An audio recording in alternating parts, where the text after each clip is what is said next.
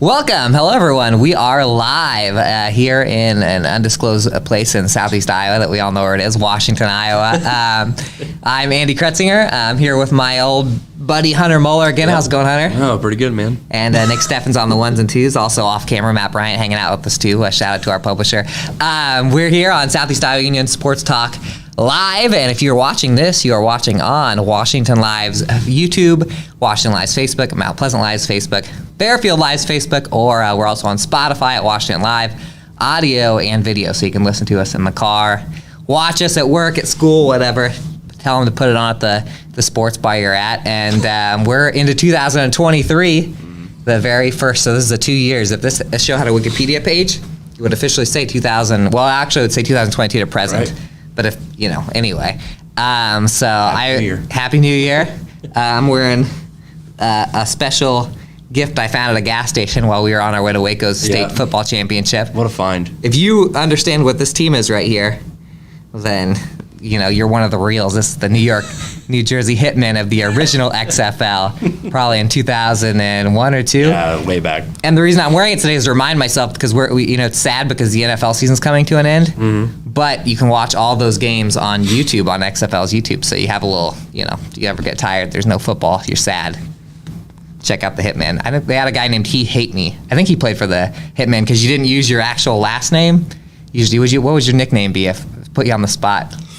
If you're in the XFL. I don't even think they do those anymore. Everything's not as cool as it used to be. Anyway, let's talk about some high school sports. What were you going to say? Never mind. Do you have one?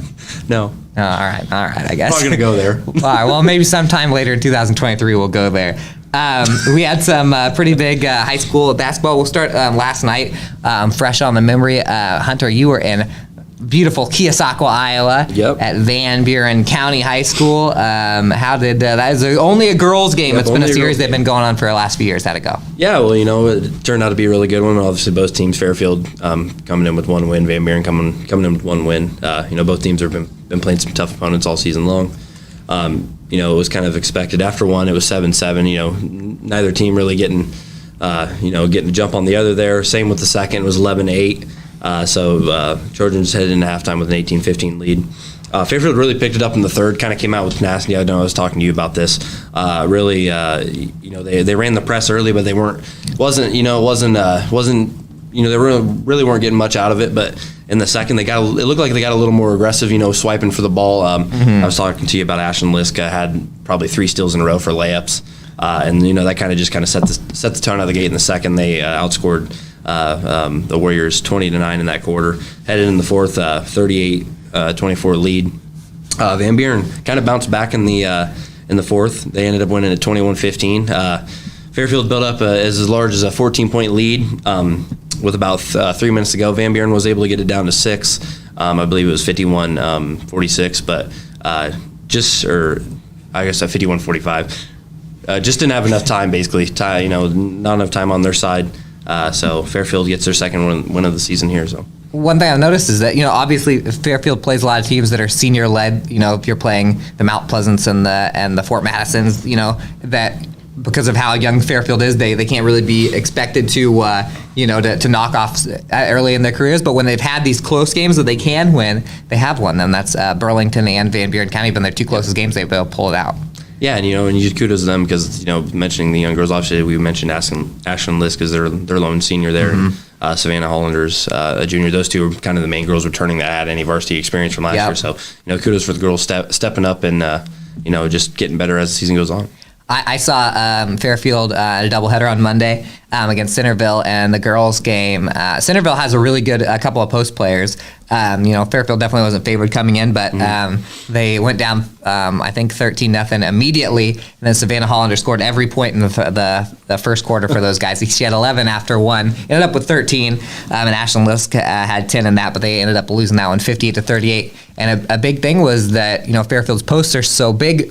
Fairfield is definitely a smaller team, a shorter team, and so it was tough. They pressed and they tried to keep it out of the post, but once it got there, they struggled to slow him down. So I was kind of wondering how they would handle Ivy Davidson for Van Buren County. Yeah, and I meant to mention that. It's like, that's kind of the one thing that Van Buren's been able to take advantage of. Obviously, Ivy Davidson has been, stellar all year down low. She finished with 28 points, 15 rebounds in this one. Oh, wow. She scored like 34 when I covered him in Danville, so she comes out to play when the Union's there. So, as a team together, they should have enough in them, but, obviously Van Buren, I believe they're playing Columbus next, so that'll be another good game for those two teams there, looking for some more wins. So yeah, that would be a really good game. And then, by the way, just to finish my talk about I was in Fairfield on Monday. Fairfield boys had a big win, 80. Do I have the final score here? No, of course I don't. But I was 83-48, I believe. It was around there. It was a dominant win over Centerville, a good non-conference game, and everyone's kind of healthy for Fairfield right now. Max Wheaton had 21 in that one. Tate Allen had 20, and J.G. Lane had 19. So the three big scorers were right there together, and they had 8 or 9 guys who scored, so they looked pretty good. That was they kind of kicked off the new year with a couple of games, and in fact, you were at a couple games yesterday that were kind of the New Year's kickoff games. Yep. You were at a classic rivalry. I think that's been going for 6 years now between New London and Mount Pleasant. They used to not play, and then when New London got really good at boys basketball, they started playing these girl-boy doubleheaders, and it was at Mount Pleasant, and it was the road team used to dominate that series, but not last night. Mount Pleasant was able to, or 2 nights ago, Mount Pleasant was able to knock off the Tigers. Yeah, in the girls' contest, obviously first game of the night. New London struggled all season long. Obviously, they're still looking for their first win, and Mount Pleasant had their key player stepped up in this one. It ended up being a 59-20 win for the Panthers. They pretty much clicked on it both sides of the ball tonight. They held the Tigers to single digits in all 4 quarters. Gave up 6 in the first, 4 in the second, 6 in the third, and 4 in the fourth. Trishan Shaw had a great game, 23 points. She hit 6 threes. The Tiger defense was just a little slow, and she was able to knock them down. And Andrea Lopriato, 14 points, 11 rebounds, another double-double. So, I guess not a huge win for the Panthers regarding conference play, but a nice win to I guess get them jump started here in the new year. Well, one thing I'd say, Tristan Schull, you mentioned that she had a couple of really good games last couple games. They did not have her when they lost at Fort Madison earlier this year, and they have a home game against Fort Madison on Friday, which is a really big one because in terms of the teams that I think can win or lose to Mount Pleasant, Fort Madison and then the Keokuk and Washington. Fort Madison is would be a team that they lost to the first round about, so that would be a big one as far as the conference championship. The boys' games, as I said, these started when New London, I think the Mason Porters and Isaac McSorleys of the world were seniors, and the Keontae Lecca were seniors for New London when this started. So New London was definitely up to snuff with Mount Pleasant, and they knew that New London would be for the next few years at least. But seemed like it was the usual suspects for Mount Pleasant that kind of got that one down, huh? Yeah, after that one, we kind of expected it to be a good game. We had star players, or some of the best players around the area playing on both teams in that one. So by the end, when all was said and done, it was a 61-40 win for Mount Pleasant. Early on, it kind of took both teams a while to get going. Not for Peyton Higgins, but as a team altogether. But Mount Pleasant won the first 13-8, and then 18-16. Higgins had 22. of the Panthers 31 first half points. So he was scorching hot in that one. I talked to him after the game. He just said he was feeling it. So he's been doing that all season. We've seen his game jump up a lot. But for New London, they just really the biggest difference in the game. It just looked like they weren't comfortable out there. And kudos to Mount Pleasant for taking that away. Obviously they held Cade Benjamin to 14 points, Blaze Porter to 12. Those are New London's kind of standouts there. And then really just Mount Pleasant kind of poured it on in the second. Held New London to 16 points, just 16 points in the second half, 5 in the third, 11 in the fourth. And then they scored 14 in the third themselves, 16 in the fourth. And they get a 21-point win. So you mentioned Mount Pleasant just seems like a really good second half team so far this year. In their conference games, they were really big in the second half, and so that's kind of it. And they play a lot of guys. Yeah. And I think that's a big thing. And Higgins finished with 33 in that one, 9 rebounds. So wow. And Nate Shroud with 8. So That's Higgins kind of just took over. He had like half of their points, right? So Yeah. he's had a few of those now. Yep. Now it's a trend. Not just 1 or 2 games. It seems like every game he can go for 30 points, and especially in boys basketball where it's less star dominated. Seeing a 30-point game is pretty impressive. Speaking of second half teams, so I was at Winfield last night. The first time that Winfield, Mount Union, and Hillcrest Academy played boys basketball this year, Winfield had to be the second half team because they had to storm back and force overtime and then beat Hillcrest over in Kelowna by 3. I expected last night to be somebody's burrito's done because I heard a beep. I expected last night to be a similar game, but it wasn't. It was Winfield Mount Union controlled it. They ended up winning that 59-42, and a very impressive. Part of that is Cam Buffington had some early buckets there. He's obviously their leading scorer. And he had he had a nice, awesome dunk, which I think he said that Varsity Bound put their number 1 highlight of the Yeah, there was I don't know if they just retweeted it, but it had like a caption of like the best highlight or something. Yeah, the number 1 highlight of the night. He had a great dunk, and then came back on the other end and had a really just a reach in like ticky tack foul. And then on this is halfway through the first quarter, on the very next possession, I didn't see the Hillcrest kid that stepped in and took the charge, but they got him a second foul. So Cam Buffington didn't play almost the entire first half.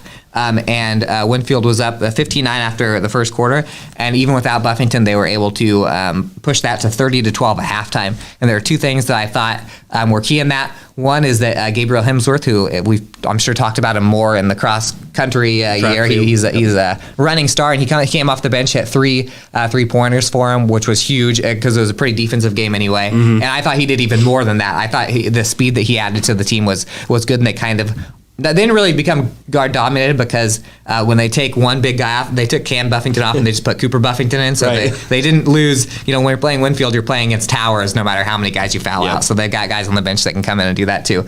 And then the second thing was the Edwards boys. Jake Edwards was guarding Seth Hours, who's been playing great for Hillcrest Academy, and Abram Edwards had a lot of time on Grant Bender, and those are Hillcrest's usual 2 leading scorers.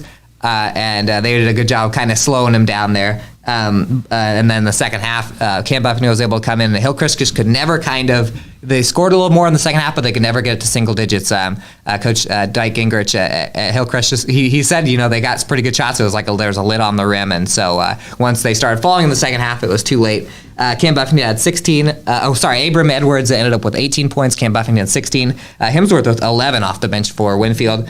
For New London or for Hillcrest Academy, Grant Bender had 16.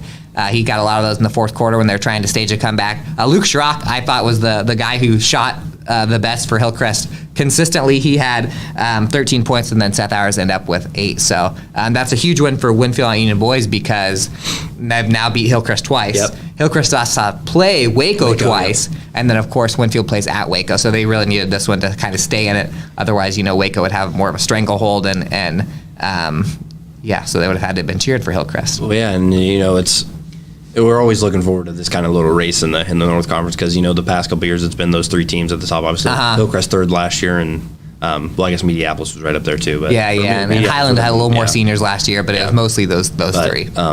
So right now we're looking forward to that. I believe Waco and Winfield play next week, so it's though they play. It might be a couple weeks because I mentioned, of course, as a media person would tend to do. I mentioned Waco in the interview with Clay Edwards, the Winfield coach, just to say, hey, now you're still 1 game behind, and he made sure I knew, we got 5 games before that, so we can't be worried. So his kids there, but when that game does happen, it's going to be more than likely the game that decides the North Division. But again, Hillcrest does still play Waco twice, so there still is some variance there. And Hillcrest only got 2 conference losses, so if everything works out, they need to, they need some upsets. But And then in the girls' game, it was kind of a similar situation to yours, where the reason I was at the Winfield Hillcrest game was because the boys were going to be so close. We try and catch both close games, but obviously we're going to the girls and the boys. Winfield is undefeated. Hillcrest Academy has 1 upperclassman on the entire team, and in fact, they didn't. They've had that for the last couple of years. They've been really young, so obviously they weren't expected to hang with Winfield Mount Union, and it was a 63-4 victory for Winfield Mount Union. Brady Buffington with 24 points, and Melina Epping with 19 points. Those post players kind of did whatever they needed to, and that doesn't only happen against teams that are struggling. Winfield's got a few different ways they can beat you, but when it's the inside, that's the one that's the hardest to beat. So it's funny because when you watch a Winfield Mount Union game, you're watching dominating posts in the girls and the boys. So they kind of showed that off last night. Yep. Really exciting kind of style basketball to play, a real defensive oriented and just kind of pound you down low. So, it's going to be, the Waco Winfield on both sides. Both those games those two teams are at the top, and I'm looking forward to see how it plays out. It is, and we'll talk about Waco girls a little bit because we got the roundups coming up. But before that, everyone's favorite part of the show, first commercial break. So stick in, check out our sponsors. There's a 2-minute commercial break, I believe, first of 2 on the day. So stay with us, and we'll be back with some roundups. Yeah. Federation Bank is a locally owned bank providing award-winning customer service. We believe that we are more than just a federation of banks, but a federation of communities, serving Brighton, Richland, Wellman, and Washington, Iowa. Federation Bank's highly skilled staff is here to make sure you are able to accomplish your personal and professional goals, whatever they may be. Federation Bank, your family bank.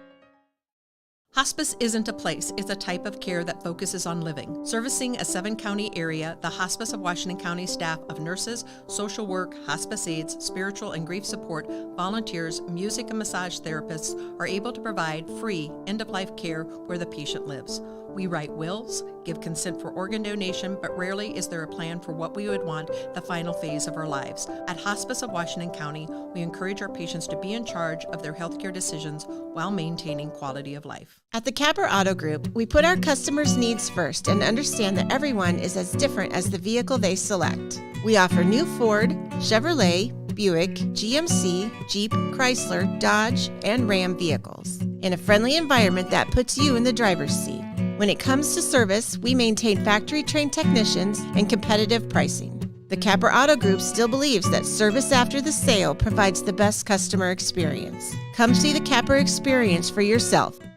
Tammy takes the time and has the personal interest in each one of us. I don't worry about what's going to happen because I know my policy is taken care of. She pulls what I need and puts it together, which is the program I get from her. Every year she calls around September or so and says, there's changes again, and I'm going to do the best thing for you. It's been perfect. She does a great job. Welcome back. We are back, and it's a little lighter. I'm not sure if you noticed, but the lights have been turned on, which is funny because we were joking about if you go past on our old Southeast Iowa Union sports talk videos, there was a time when I was looking at the big light ahead, and it didn't turn out well for me. So go back and find the one where I had the long roundup up and everything. And it was a horrible. Yeah. Now that was when we were young pups trying this. Now we're internet veterans. This is Southeast Iowa Union Sports Talk. We are live, but it's not called Sports Talk Live. Nope. Something I still haven't learned. It's just Sports Talk. And we are on Washington Live's YouTube, Washington Live's Facebook, Mount Pleasant Live's Facebook, Fairfield Live's Facebook, and we're on Spotify at Washington Live Facebook, or video and audio, so you can do whatever you want. You can watch it at home, you can listen to it in the car. Probably don't watch it in the car, but yeah. But then yeah, listen to it in the car. But listen to it in the car if you're tired of our faces. Yeah, that's what happens. I did that once. You got tired of our faces once? Yeah. So I just decided to listen to it. Did you knock out all the mirrors in your house? Anyway, we've got some more. There's more games last night. It was a big day in the Super Conference.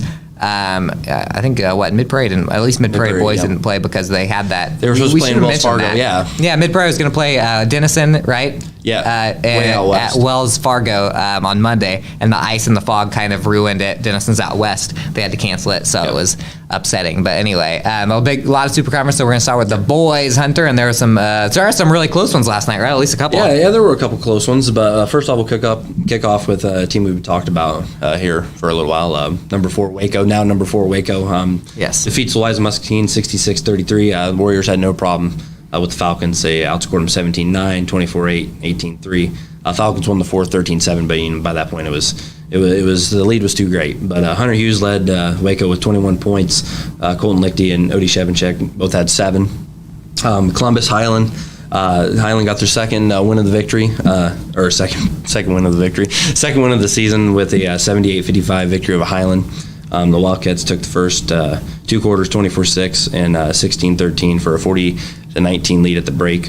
Highland battled back with a 16-12 third, but the Wildcats ended with a 26-20 quarter and for the win. Grant Watson led Columbus with 21 points, 15 rebounds, 6 assists, 5 steals. I thought that was a nice little stat line from old Grant Watson there. Logan Bowenbrake paced Highland with 14 points. Keota took on Montezuma. One of those two teams meet. It's usually a pretty good battle there. Yes. Turned out the same this time. Keota wins it 67-62. The Eagles took the first 2 quarters, 2018 and 16-14, for a 36-32 lead at the half. Montezuma bounced back in the third, 22-18, to tie it at a 54-54 heading into the fourth. Keota, came back and took the fourth quarter 13-8 for another nice win for them. Evan Veneto scored 16 points for them. Cole Kindred added 15. And then I was talking to you this game, your own alma mater here. Sheraton 73 over Cardinal 63. In overtime. So probably one of the craziest stats I've seen so far this year. The Comets, Cardinal, held a 41-19 lead at halftime. And Sheraton stormed back in the second half, outscored Cardinal 42-20 to force overtime, and then Cardinal was outscored 12-2 in that extra period there to suffering another loss there for them. But last game we have here is West Liberty 33 over Van Buren 28. West Liberty led 13-8 after one, 20-10 at the break. Van Buren bounced back in the second half, took the third to 11-8 and the fourth 7-5, but obviously it wasn't quite enough there and fall a little short. But What was the final on that Van Buren game? 33-28. That's pretty. That's a tough team to play tough. Yeah. So that Van Buren defense playing a little better. It seems like. I was going to say that the old comeback Chargers, the old comeback Sheraton Chargers. I'm surprising. That's one of the games that I knew would be close with Cardinal in the South Central Conference. I think I've complained before that right when they joined the South Central Conference is when all the teams around there get good. They're a lot better than when I was in high school. So I'm struggling to get wins in the SEC. Those 2 quarters were, I think it was each team had a 38 to 12 quarter or something like that. But yeah, streaky game. Yeah, but it's hard when it's a streaky game. It's hard when you're the team that blew the lead. Once it gets to overtime, it just feels like. There's a million pounds on you. So, right. Speaking of comebacks, actually, the girls in girls basketball last night, Columbus 52-48 over Highland. It was 42-39 Highland after 3. So Columbus at home was able to come back, and that was one of our marquee matchups. That was one where I wish we could have cloned one of us because we had 3 really important matchups last night, and that was the one that we didn't see live. But Ariana Vergara, 14 points for Columbus. Victoria Howell had 12. And Aracela Garza had 9 points and 11 rebounds for them. So we talked about the Columbus girls. They're on the up and up a little bit. They're getting a little older and wiser and able to knock off Highland for the first time since 2015. Man. Yeah, and they play twice a year at least. So that was a pretty big one for them. Waco 38 to Louisa to 19 over Louisa Muscatine, 38-19 over Louisa Muscatine. That's a little bit of a tongue twister. To stay 1 game back of Winfield Mount Union in the North. Ella Kissel had 14, a modest 14 points for Ella Kissel last night, and Grace Coble with 10, and Emma Wagler had 6. So we talked about the usual suspects usually jump in basketball season, and those are usually their first 3. Oh, and I realized if you're reading the newspaper today that fun fact about the first time Columbus beat Highland since 2015, I put it on the Waco stories. I gotta go change that for online here after the show. Keota played Montezuma last night. 68-17 was the final there in favor of Montezuma, who's they've only lost 1 game. That was a pretty tough one for Keota. Yeah. Cardinal and Sheraton have not got the score in yet. I've contacted my sources, including my own mother, who works at Sheraton. I still have not got the girls' basketball game in from Sheraton Cardinal. So we're going to get that to you eventually, either here or if they could have some breaking news hours late. But I didn't see that in the stream. I wasn't working enough for me to get the final on that one. But yeah, a big night for Columbus last night. A girl-boy sweep over Highland. Columbus. It's a bigger year for them, and that's a rare one that Columbus able to sweep Highland on the basketball court. Yeah, the girls last year, they made a lot of improvements from last year. I believe they had 1 win. I think going in the second last game of the season, I think I was at Hillcrest, and I think they picked up either the first win or second win against Hillcrest late last year. So much improvement on both sides. that was one of the teams you could tell. I remember watching them last year at Columbus. I forget who. I think I watched them play Waco, and I remember you kind of can see that they're going to start winning soon. Yeah. And it just hadn't happened yet. So they've got a couple wins this year. So they're they're in the top half of the Super North, I do believe, or at least right there in the middle. So that's all the basketball that happened. Last night, high school wise, was a little lighter load just because we're into the early and people got canceled and Neyland played on Monday or whatever. But we're going to take you to another commercial break, and we got a little bit of wrestling last night. It's just like basketball. There's only a little bit, but we're going to talk about it. So we will see you in a couple minutes.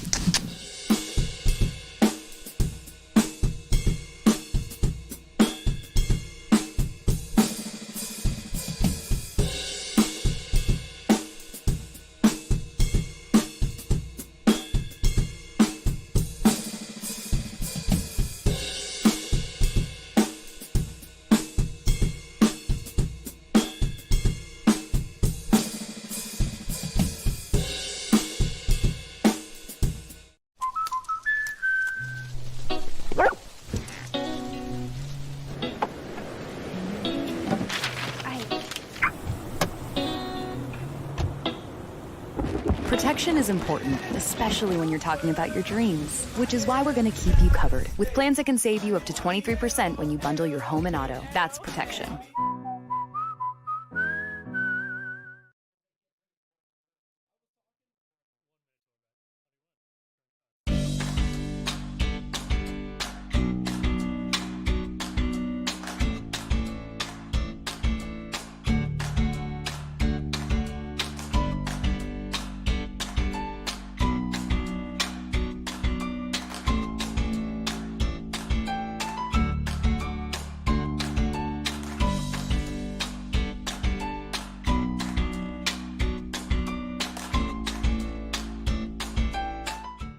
Family owned and operated by Andy and Sarah Ross, Ross Auto has been your vehicle repair and maintenance headquarters since 1935.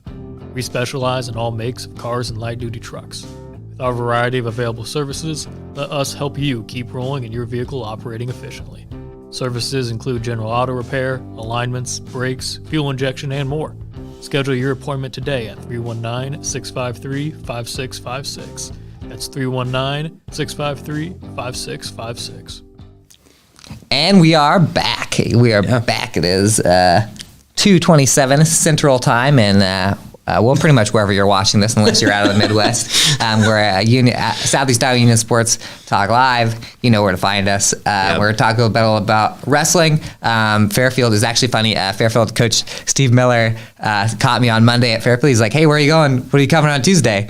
And I was like, "Oh, we got a couple of real close basketball games close to home." He's like, "We're in Sheraton. Why aren't you coming with us?" So we'll give him a little love here since we weren't all the way in Sheraton, my hometown of old. So and Fairfield was able to scoop up a couple of wins last night.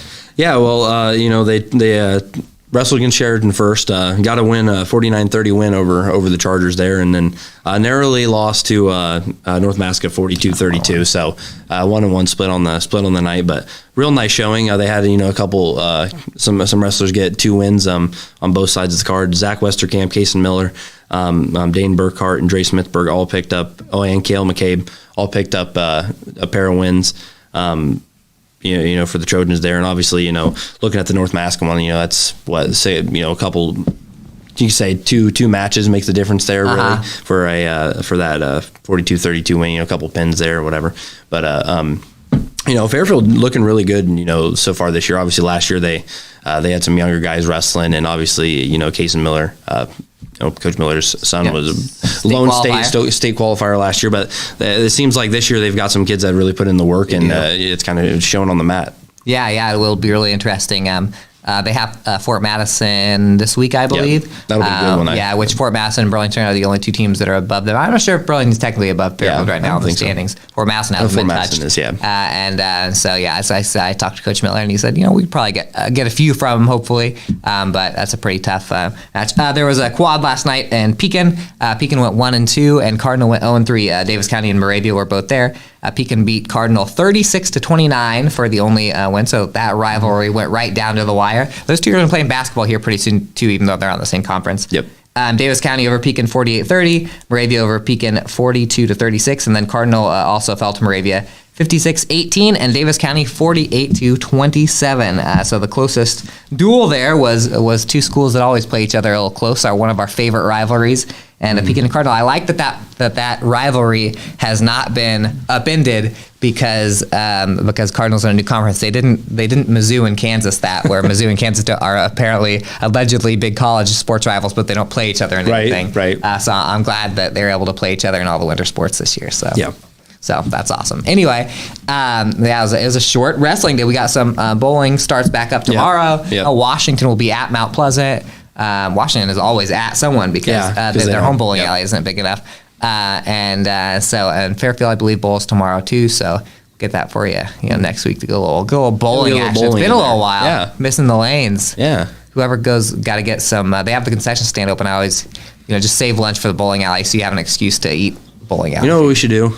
Yeah. Company bowling outing. Oh, company bowling. Hey, I over New Year's.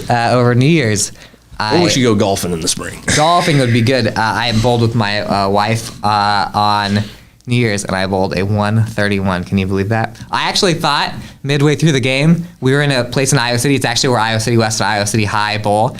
And I convinced myself that maybe the lanes there were rigged and that the pins are easier to knock over. But then I played a second game and realized that wasn't true. Anyway, did you Fell off a little bit. Yeah. Did you make any resolutions this New Year's? I'm pretty basic, just like be a little healthier. Be a little healthier. I like that. You know what? I joined a sit-up club. Dave Portnoy on Twitter announced this club where you do a sit-up for whatever. You do one sit-up for whatever day of the year it is. So January 1st, you do 1, 2nd, 2, 3, 4, and then February 1st, you'll be doing 32. Yeah. You just keep doing 1. Not to brag, but on January 1st, I got my workout done before I got out of bed. So wow, you were probably lifting yourself out. Yeah, out of I already bed. did my 4 today, so we'll see how long. I'm not sure how long everybody else is. When are you going to be pushing it? About 7 or? Yeah, I'm trying to think of the most sit-ups I've done. I used to do what is Sean T? T25. Yeah. And you had to do a lot of crunches and stuff, but it was more. I used to have Sean T make me chiseled, and now obviously I haven't done it in a while, so that's why I have to wear this jacket to hide my arms a little bit. Just your physique. My physique. By the way, and also Iowa won. We're in Iowa stuff. Remember I believe there our were some people who predictions. said they weren't going to win, and they won handily. So My projection, I think was 24-21 Iowa, and I was like, hey, I was close on their score. That's right. That was one of those games where they were winning by so much that at the end I was almost disappointed that it wasn't worse than 21-0. Right. It's funny. So here's a personal story of mine. Cody Hills, who works, he's a sports editor in Florida, but he's from Iowa originally. I think he might have used to work in Mason City. That I could be making that up. But he simulates the video game on the Iowa games on a video game. Yeah. And every week he has a contest where he's supposed to guess the score. And his video game ended up 14-6, which I guessed, so I won a prize. And then as a joke, I said, while I'm at it, after someone messaged me the next morning and said, hey, you won the contest. You guessed the score right, which I always guess the score, never guess it right. That was actually the last one in history too. But anyway, that's a lot of details to go into. But I jokingly said, as long as I'm getting stuff right, let me just give you my prediction for the Music City Bowl. It's going to be 30-0 Iowa with 3 defensive touchdowns. And then halfway through, I was pretty confident in myself. Yeah, it almost happened. Man, imagine if they got one more, and you've been feeling real good. That's right. Cooper DeJean, another defensive touchdown. Yeah. I wanted to tell one more story. Can I tell one more story? You're good. So, do you remember that when Cooper DeJean was recruited to Iowa, people were complaining that he wasn't going to get a shot at quarterback? Yep. And so I was sitting at the state track meet a few years ago, and Nathan Bleckel, shout out if you're watching this, he used to be the KILJ sports editor. We were chatting, and he walked by, and so Nathan's like, Cooper, come over here. And he's, okay, he came and talked to us, and Nathan's like, why aren't they letting you play quarterback? And he's like, oh, and he just kind of laughed it off, and he's like, and Nathan asked something like they're going to give you like a shot, right? And Cooper said, oh, yeah, probably, kind of like that, just to get away from the conversation. And I was joking to Nathan that we should run a dual story for the newspaper and KILJ that they were considering him as a quarterback just to get clicks, but we didn't do that. So anyway, that was a lot of talking about nothing, but hey, that's okay. Do we have anything else? We don't have any more sports, so. but No, New Year's. We're already talking about Christmas. I'm good. We're all good. We're all healthy right now. Yep. So that's good. All right. Well, in that case, we're done.